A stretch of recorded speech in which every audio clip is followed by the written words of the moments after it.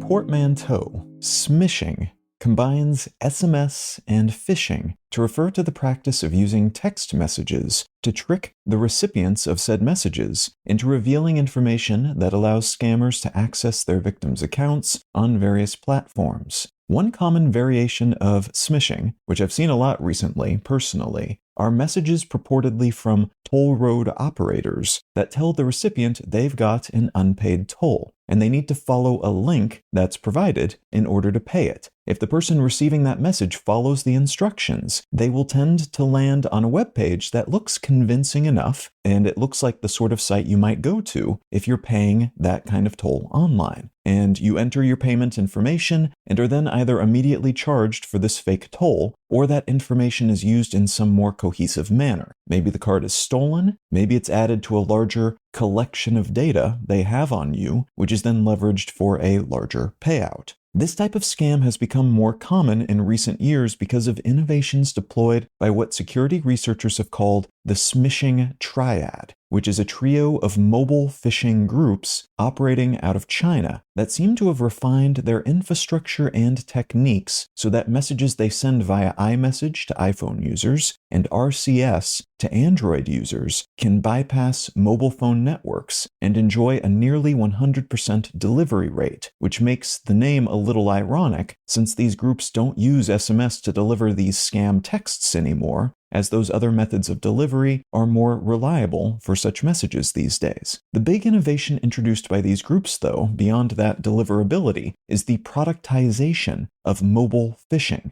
which basically means they have packaged up applications that allow their customers, which are usually smaller-time phishing groups and individuals, to share links to convincing-looking copies of PayPal, MasterCard, Stripe, and Citigroup payment sites, among others, including individual regional banks. And that makes knee-jerk payments from the victims receiving these texts more likely, and less likely to set off alarm bells in the minds of those receiving them, because they look just like normal payment sites. These prepackaged scam assets also include regularly rotated web domains, which makes them less likely to trigger the recipient's anti-scam software. Their browser will be less likely to flag these links as problematic, basically. And the triad has hundreds of actual humans working desk jobs worldwide, supporting their customer base, which again is a bunch of scammers that use this package of tools to try to steal money from their marks. All of this is enabled in part by clever emulation software that allows triad customers to leverage legit and legit-seeming phone numbers from a computer or phone, those devices then sending out around 100 messages per second per device to phone numbers in the targeted region. They're able to do this on a budget because of the efficiency of the software acquired from the smishing triad, and the triad stays just ahead of regulators and law enforcement by rapidly iterating their offerings, which in turn does the same for all of their customers, granting the benefits of a larger institution to all of these individual and smaller scam groups, which is part of why we are seeing more of this type of scam. What I'd like to talk about today is another alleged backend for scammers, this one more overt and public-facing, and perhaps even more impactful because of its size and because of the nature of its offerings.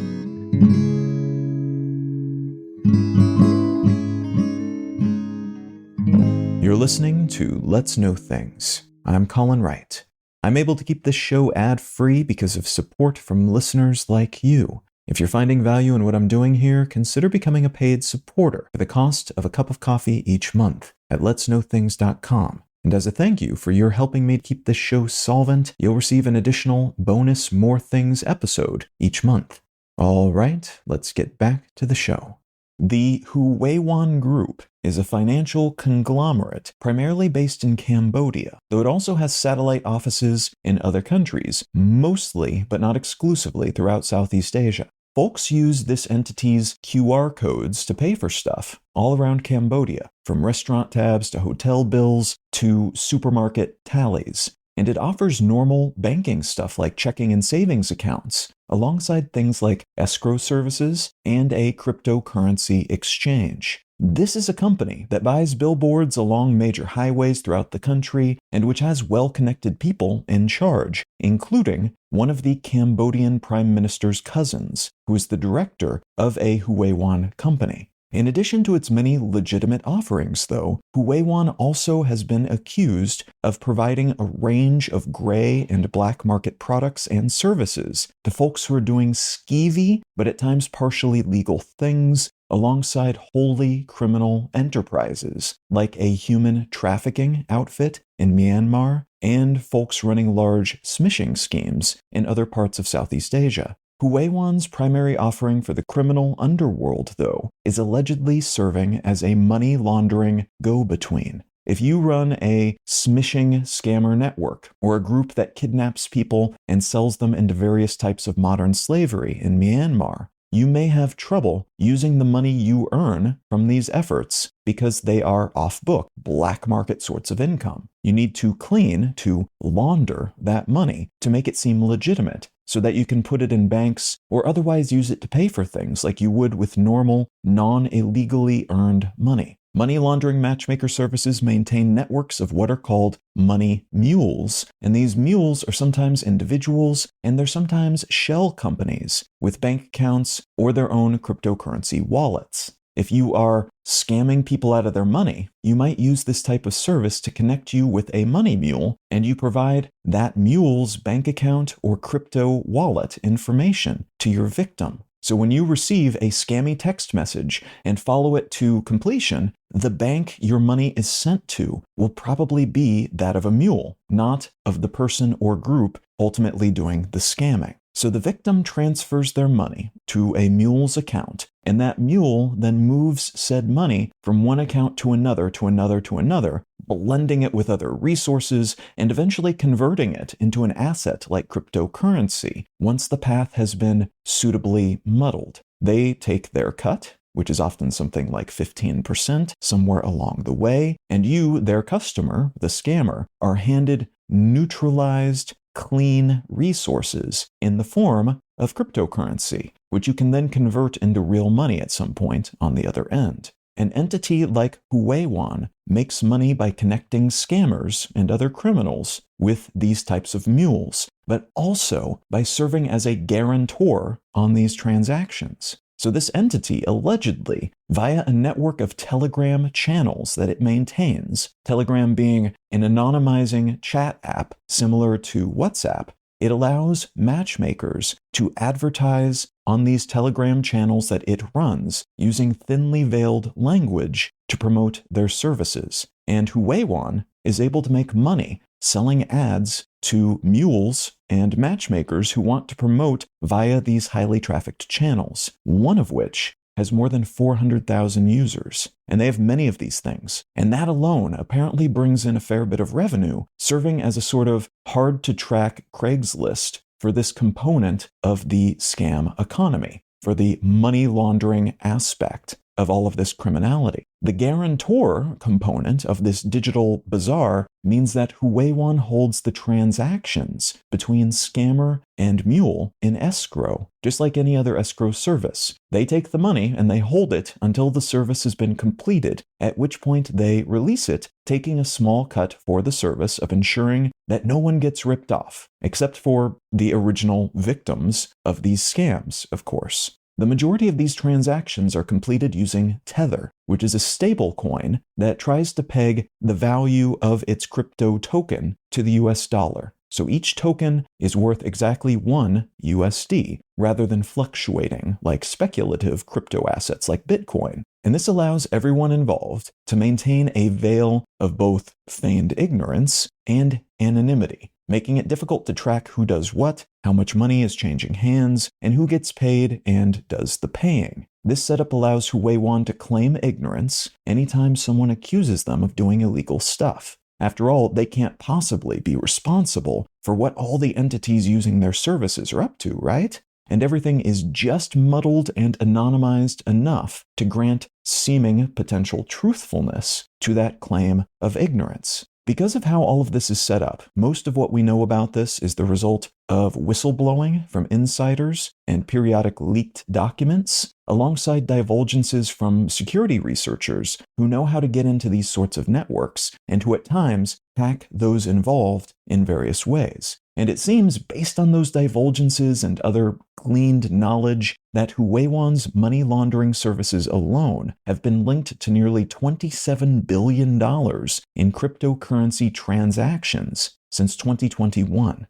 though that could be a significant undercount because of the blurry nature of this industry and the entities involved with it. Thus far, Huione has never been targeted for sanctions by any government. Tether took action to freeze some of its accounts after law enforcement officials flagged them for criminal behavior, and Telegram has closed some of those illicit matchmaking channels on its service, but it's easy enough to set up new versions of both, while the escrow subsidiary of Huione, previously called Huione Guarantee, denies any connection to these activities and even changed its name to Huaweng Guarantee in October of 2024. Though that denial seems to be public-facing and brand-oriented only. The escrow-providing company continues to claim that the larger Huione Group is one of its strategic partners and shareholders. Huione also has its own matchmaking service called Huione International Pay, which operates as a real-deal bank, but also does what all the other matchmakers do. It helps criminal enterprises shuffle their money around, taking a fee to provide them with clean money from Mules, usually in the shape of Tether crypto tokens on the other end. Though notably, Huione also recently launched their own stablecoin called USDH, alongside an in-house communication service called ChatMe, and an array of mini-games in their app that seem optimized for automation, which is another means of laundering money via what seems like gambling apps, allowing their clients to cut out the casinos that are sometimes used as part of the laundering process to convert Tether into cash, all of which seems primed to internalize more of this tangle of processes, slowly doing away with the need for Telegram and Tether and those casinos, which would seem to remove some of the risk associated with those external, uncontrolled by Huione platforms. Despite all this enterprise has been allowed to flourish and grow like it has, according to a threat analyst with the UN at least, because of lax enforcement within Cambodia and the conglomerate's connections with the government and its ability to say, basically, we are legit. Look, we're just a bank. We can't control what other people might do with our services. Their whole setup is obscure enough, too, that anyone who takes a close look at their entangled business structure quickly gets lost in its complexity and many tangles and dead ends. Some governments, including the Chinese government, have recently been cracking down on entities like Huione operating within their borders, but many such crackdowns are hobbled when they're aimed at operations based in different countries, especially countries with lax enforcement, like Cambodia. Also worth noting is that if someone's going to get caught, it'll most likely be the mules, not the matchmakers and not the scammers, and that is by design. It's a bit like street-level drug dealers being more likely to be picked up by police than the folks actually running the larger drug enterprise of which those street operators are a part. Huione and other entities like it are largely insulated from major legal consequences, even if the mules who use their services periodically get caught in dragnets cast by law enforcement. That said, the National Bank of Cambodia recently announced that it has not renewed Huione's license to operate its payment service in the country, the one that runs all of those QR codes, because the bank did not meet renewal requirements. That happened in late March of 2025, so pretty recently, and there's a chance that that might not go as intended, but the company has already said that it will register its business in Japan and Canada, so it seems to be looking for a suitable plot of land on which to rebuild that component of its setup. Many security researchers and law enforcement officials have warned that the time to crack down on Huione and similar conglomerates is right now, because they are currently still reliant on partially exposed third parties like Telegram and Tether. Once they successfully move those activities inward, they will be a lot more difficult to track, but also nearly impossible to completely shutter unless there's a significant change in the government and enforcement climate in the countries in which they are based, which at this point at least looks pretty unlikely.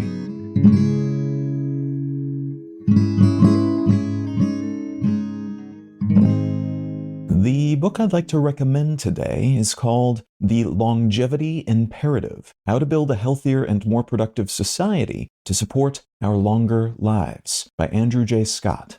I found this book to be useful because while there's a lot of longevity-oriented books out there right now, most of them focus on the personal, how we might attain longer lifespans and health spans, which itself is potentially quite useful. But this book looks at the larger social and cultural and economic consequences of having people who are living longer lives, which is something that's already happening. More people are living longer, but also are healthier for more of the years that they're actually alive. So what might we do to change things so that, one, we can accommodate these longer, healthier lives, economically and otherwise, but also how might we change things to account for this reality, which hopefully will continue to be the case and might even continue to expand in scope and scale. More people enjoying longer lives. How might we change things so that that is a net benefit for everybody and not something that remains the exclusive purview of just the wealthiest, but also not something that then stresses and strains all of our systems so that we have trouble